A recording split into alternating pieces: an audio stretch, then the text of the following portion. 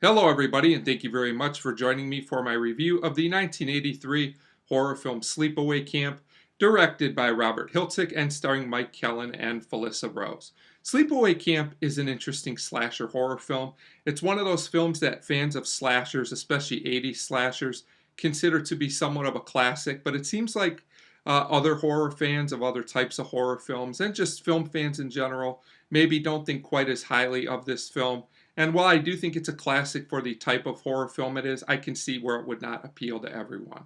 Sleepaway Camp was definitely influenced by a lot of other slashers that came before it, like Friday the 13th.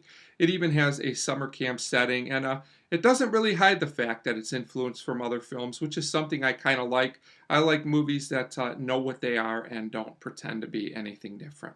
There are some unique and memorable twists to Sleepaway Camp, though, that keep it feeling somewhat fresh and original, especially the ending, which I think is definitely the most memorable part of the film. And while I do think it is one of the more memorable horror film endings, I think that's discrediting the movie a little bit, as there are some other well done elements to this film.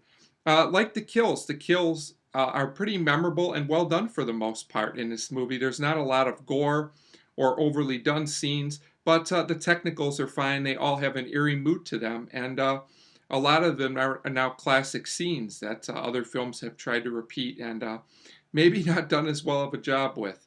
The score is also pretty decent, although not the most original slasher film score. It's pretty typical.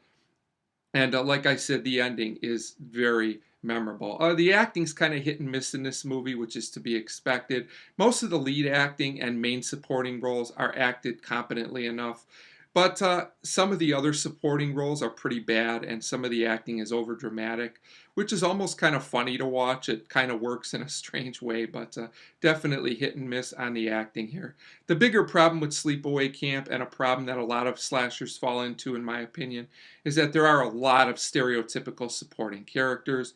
You basically have the cook who just wants to make out with all the younger girls, which is really strange. I don't know why they always have these characters in these movies. You also have the bullies and the mean girls who aren't really fleshed out at all. They're given very little character depth or development. They're just there to be killed off, which kind of works in a film like this, but I prefer something, with a little more depth. That's just me.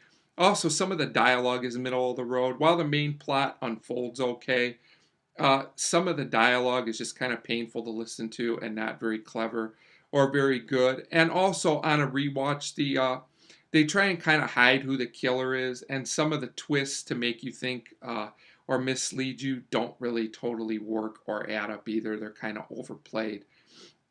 Um, but the memorable ending does work and kind of saves it overall. Another interesting thing is there were many sequels to Sleepaway Camp, actually, but they have a very different tone and mood. Sleepaway Camps 2 and 3 especially are more like horror comedies. And I actually think these films are worth watching if you're into, horror comedies. I think they're a little bit underrated, but they're definitely very different from the original film, and you may not necessarily love them if you like Sleepaway Camp. But overall, I do think Sleepaway Camp is very effective. And at less than 90 minutes, it also doesn't take up a lot of your time. Sometimes I wish that some of these newer movies would go back to being 90 minutes or even a little less. I kind of miss that. Now it seems like everything is drawn out past the amount of time it needs to be. So overall, I would say Sleepaway Camp is a must see for horror fans if you've never seen it, especially fans of slashers. Then I would consider it an essential horror film.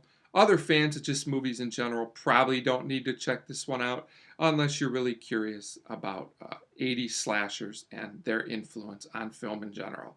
So I'm going to give Sleepaway Camp a 3.5 out of 5. And as always, I'd like to thank you very much for watching.